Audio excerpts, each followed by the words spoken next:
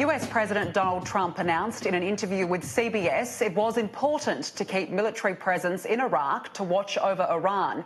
He declined to provide a date for the removal of troops in Syria, but says some of the troops will be deployed to Iraq.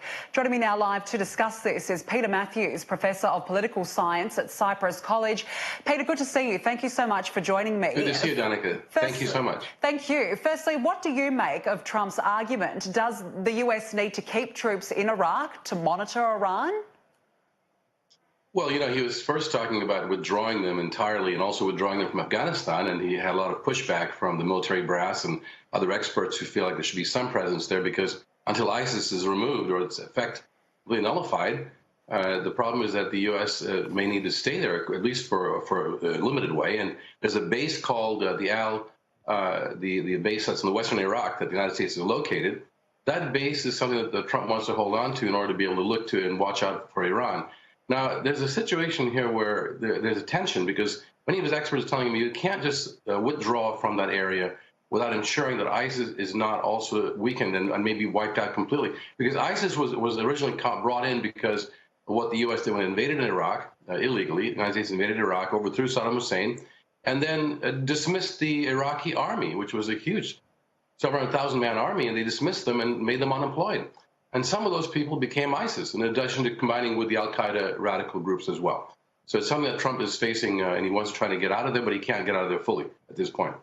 Do you think that Donald Trump has essentially backflipped on pulling out US troops from Syria? And if so, how wise do you think that is?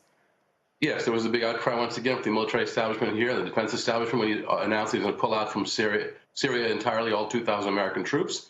And instead, he's agreed to now go slow and keep some of them there because the Assad regime is still being backed by Russia and it's being strengthened against some of the rebels that we have been supporting. It's just a really bad situation in Syria. And I think that the United States has its hands full over there and all over the world.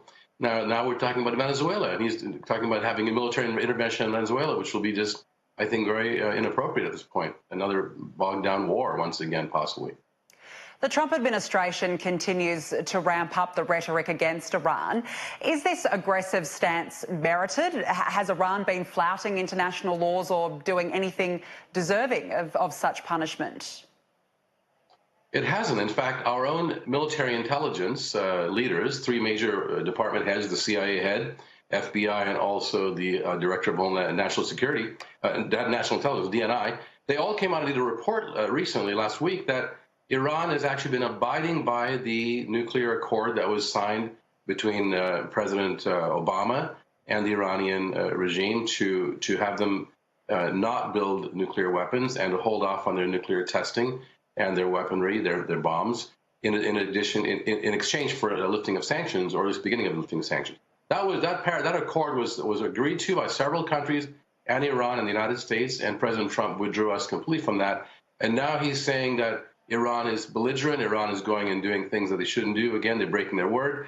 And our own intelligence service saying, no, Iran has actually been abiding by the agreement, even though the United States actually broke the agreement by withdrawing from it. So it's quite disingenuous for the president to do this, in my view, with Iran. And he needs to be abiding by the advice of his intelligence leaders, his agencies that are there for that purpose.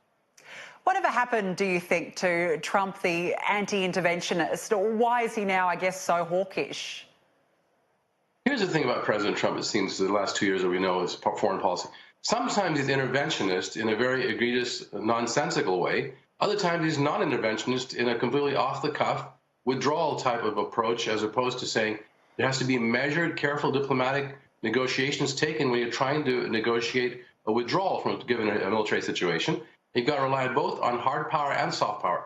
Trump doesn't seem to have an overarching vision as to how to conduct U.S. foreign policy, unfortunately. Witness what he wants to do with Venezuela. He wants to go invade Venezuela and overthrow the government that's already in place there. And there's, of course, some international support for at least sanctioning Venezuela because of the what happened with Maduro and what's going on. But with Iran, I think that, and also foreign policy in general, President Trump has not been consistent, unfortunately.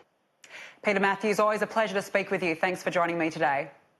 My pleasure. Thank you so much, Danica. Moving on now, and US President